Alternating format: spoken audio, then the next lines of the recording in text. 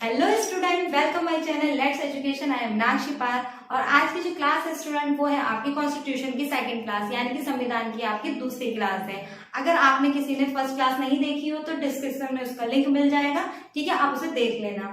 पहली क्लास में स्टूडेंट मैंने आपको कॉन्स्टिट्यूशन के बारे में बता दिया था कि वो कैसे कैसे बना था और उसकी कुछ विशेषताएं थी वो बता दी थी।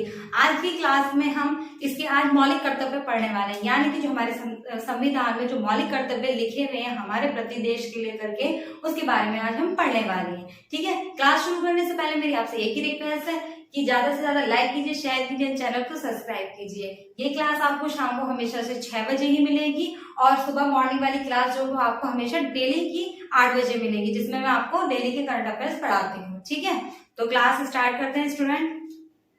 तो जैसा कि फर्स्ट में लिखा हुआ है, ये स्टूडेंट जितने भी आपके मौलिक कर्तव्य लिखे हुए हैं वो पूरे पूरे टोटल 11 हैं। कितने? 11 मौलिक कर्तव्य बताए गए संविधान में। ठीक है, अब कौन कौन से हैं मैं आपको बता देती हूँ। सबसे पहला कि 6 वर्ष से लेकर 14 वर्ष तक के बालकों को उनके माता पिता या संरक्षण द्वारा शिक्षा के अवसर उपलब्ध कराना, यानी कि ये हमारा मौलिक अधिकार है। और इसमें कहा गया है कि जो बच्चे होते हैं वो 6 वर्ष से लेकर 14 वर्ष की आयु तक जो होते हैं वो निःशुल्क शिक्षा प्राप्त करते हैं। किससे? सरकार के द्वारा जो प्राथमिक विद्यालय बनाए गए बेसिक शिक्षा के द्वारा, उनमें क्या है, बच्चों को ये अनुमति दी गई है कि वो 6 वर्ष से लेकर 14 वर्ष के बच्चों को ये सभी अभिभावक या उनके संरक्षण जो उनके साथ उन्हें पालते हैं उनका ये कर्तव्य है कि वो उनको निःशुल्क शिक्षा प्राप्त करवाए। ठीक है, ये था आपका फर्स्ट मौलिक कर्तव्य। अब बात कर रहे थे सेकंड की, तो ये लिखा है कि संविधान का पालन करना एवं उसके आदर्शों, संस्थाओं, राष्ट्रध्वज एवं राष्ट्रगान का आदर करना। कहने का मतलब यह है स्टूडेंट के संविधान का पालन करना चाहिए, यानी कि जो संविधान में रूल बने हुए हैं वो सभी के लिए बने हुए हैं, तो उसका हमें मान सम्मान रखना चाहिए।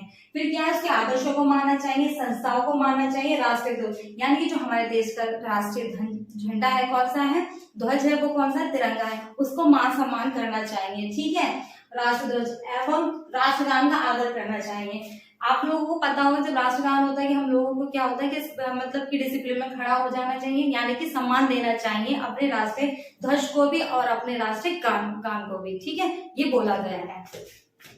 अब बात कर लेते नेक्स्ट की, तो लिखा है कि देश की रक्षा करना।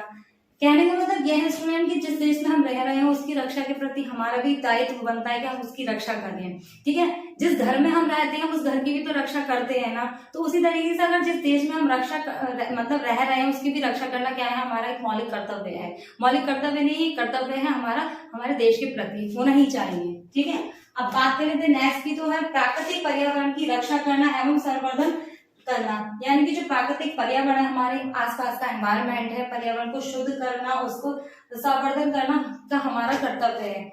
मतलब यह है कि स्टूडेंट के पर्यावरण को क्या है, ज्यादा से ज्यादा प्रदूषित ना किया जाए। ठीक है, उसको क्या करना चाहिए, स्वच्छ रखना चाहिए। अगर हमारा पर्यावरण स्वच्छ है तो हम भी स्वच्छ हैं। ठीक है, अब बात करें तो नेक्स्ट की, तो स्वतंत्रता के लिए हमारे राष्ट्रीय आंदोलन को प्रेरित करने वाले उच्च आदर्शों का मान रखना एवं उनका पालन करना। स्वतंत्रता के लिए यानी कि आजादी के लिए हमारे राष्ट्रीय आंदोलन, यानी कि आपको पता है हमारा देश कितनी मुश्किलों से आजाद हुआ था, सभी को पता है। 15 अगस्त 1947 को देश आजाद तो हो गया, लेकिन उसमें दिए गए लोगों के बलिदान के बारे में आप लोग सभी जानते हो।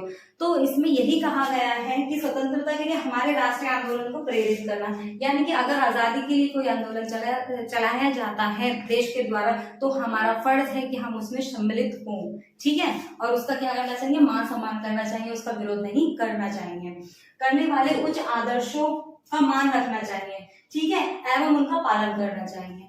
बात करते हैं नेक्स्ट की, तो नेक्स्ट है कि भारत की प्रभुत्ता, एकता एवं अखंडता की रक्षा करना चाहिए। ठीक है, भारत की प्रभुत्ता, एकता एवं अखंडता। प्रभुत्वता का मतलब यह है जो भी सभी के लिए दायित्व बनाए गए हैं उसकी रक्षा करना चाहिए। एकता यानी कि एक समानता होनी चाहिए और अखंडता की रक्षा करना चाहिए। जो देश में एक समानता बताई गई है, लोगों के प्रति एकता बताई गई है, उसकी क्या करनी चाहिए, रक्षा करना चाहिए। कभी भी उसके मान को भंग नहीं करना चाहिए। अब बात कर लेते हैं नेक्स्ट है कि भारत के सभी लोगों में समता एवं समानता का निर्माण। क्या है, भारत के सभी लोगों में समता एवं समानता का निर्माण करना। स्टूडेंट एक होता है समानता, समानता क्या है, सभी को एक से मतलब कि अगर हमारी सरकार ने या हमारे देश ने किसी के लिए रूल अप्लाई किया तो वो सभी के लिए समानता है, ठीक है, सभी के लिए अप्लाई किया जाता है। लेकिन समता का मतलब ये होता है कि उसकी उसकी कैपेसिटी के हिसाब से उस रूल को अप्लाई करना। मान लीजिए कोई विकलांग है या किसी भी चीज से वो विकार से संबंधित है, तो उसके लिए अलग रूल बनाया जाएगा कि जो ताकि वो उसको क्या करे, फुलफिल कर सकता है, ठीक है। जैसे कि आप लोगों ने देखा होगा विकलांग लोगों के लिए जो है बसों में भी एक सीट फ्री दी जाती है, ट्रेनों में भी दी जाती है, तो वो समता में आएगा, समानता में नहीं आएगा। समानता का मतलब यह है कि अगर सरकार के द्वारा ट्रेनें चलाई जाएंगी तो वो सभी के लिए है, तो उसका फायदा हम सभी उठा सकते हैं, ठीक है। लेकिन समता में क्या होते हैं, जिस इंसान की जो कैपेसिटी होती है उसी के हिसाब से, एबिलिटी के हिसाब से उसको देना चाहिए, ठीक है। तो उसका क्या करना चाहिए, समानता का निर्माण करना चाहिए। अब ये नहीं है सभी को एक डंडे से हाथ दिया जाए कि हमारे लिए भी ये रूल है, तुम्हारे लिए भी ये रूल है, तो ऐसा नहीं होना चाहिए। अब बात कर लेते हैं नेक्स्ट है, तो हमारी सामाजिक संस्कृति की गौरवशाली परंपरा का महत्व रखना। जो हमारी सामाजिक संस्कृति यानी जो हमारे देश की परंपराएं हैं, संस्कृति है, उसका मान सम्मान रखना। ऐसा नहीं है हम जिस देश में रह रहे हैं उसकी संस्कृति को ही ना माने। अगर हमारी जो भाषा है उसी को हम बोलना चाहिए, जो हमारा राष्ट्रीय ध्वज है उसी को अपना राष्ट्रीय ध्वज बोलना चाहिए, जो हमारा राष्ट्रीय गान है, जो हमारी परंपरा है, जो हमारे त्योहार है, उसके बेस पर हमें चलना चाहिए, ठीक है, उसका अनादर नहीं करना चाहिए। अब बात कर लेते हैं नेक्स्ट की, तो वैज्ञानिक दृष्टिकोण ज्ञान अर्जन की भावना का विकास करना चाहिए। यानी कि जो वैज्ञानिक द्वारा जो दृष्टिकोण से, यानी कि अब जो डिजिटल लर्निंग भी वैसे स्टार्ट हो चुकी है उसमें, और ज्ञान अर्जन की भावना का विकास करना चाहिए, यानी कि ज्ञान को बढ़ावा देना चाहिए, ठीक है। सभी के लिए ज्ञान एक बराबर है, शिक्षा एक बराबर, सबको एक एक तरीके से देना चाहिए। बात कर लेते हैं नेक्स्ट की, तो लिखा है कि व्यक्तिगत एवं सामूहिक गतिविधियों के सभी क्षेत्रों में उत्कर्ष की ओर बढ़ने का प्रयास करना चाहिए। यानी कि या तो इंडिविजुअल हो या बहुत ही सारे लोगों के साथ एक ग्रुप में हो, अगर कोई भी गतिविधियों की सभी क्षेत्रों में उत्कर्ष की ओर बढ़ने का प्रयास करना चाहिए। यानी कि अगर एक इंसान कामयाब होना चाहिए तब भी उसे बढ़ने का मौका मिलना चाहिए, और अगर ग्रुप के समूह के हिसाब से तुम बढ़ना चाहते हो आगे तो उसमें भी बढ़ना चाहिए, कभी भी पीछे नहीं हटना चाहिए, ठीक है। ये अगर उसमें और क्या है, लोगों को बढ़ावा देना चाहिए, ये नहीं है कि उसे मना करना चाहिए। तो ये हमारा क्या है, मौलिक कर्तव्य है देश के प्रति, ठीक है। नेक्स्ट की बात कर देते हैं, तो इसमें लिखा है कि सार्वजनिक संपत्ति को सुरक्षित रखना। देखो सभी अपनी संपत्ति को सुरक्षित रखते हैं, जिसके पास जितनी संपत्ति है उसे तो सुरक्षित रखते हैं, लेकिन सार्वजनिक संपत्ति को सुरक्षित रखने का मतलब यह, अगर देश के द्वारा कोई संपत्ति आपको दी जा रही है या सरकार के द्वारा आपको कोई सुविधा दी जा रही है तो हमें उसकी रक्षा करनी चाहिए। ये नहीं है जो अपनी संपत्ति है उसी का अधिकार है, ऐसा कुछ नहीं है। जो सार्वजनिक संपत्ति है उसकी भी हमें सुरक्षा करनी चाहिए, ठीक है। सो स्टूडेंट, ये थे आपके मौलिक कर्तव्य जो कि इसमें थे संविधान में बताए गए हैं, 11 मौलिक कर्तव्य थे, ठीक है।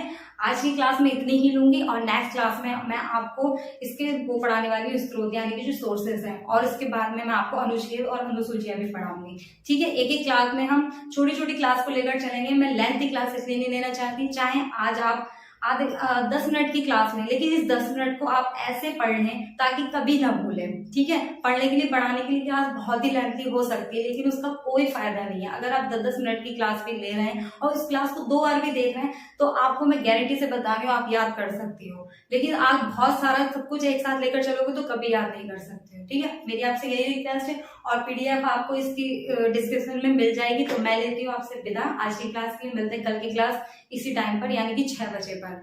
और आज की क्लास के लिए थैंक यू सो मच।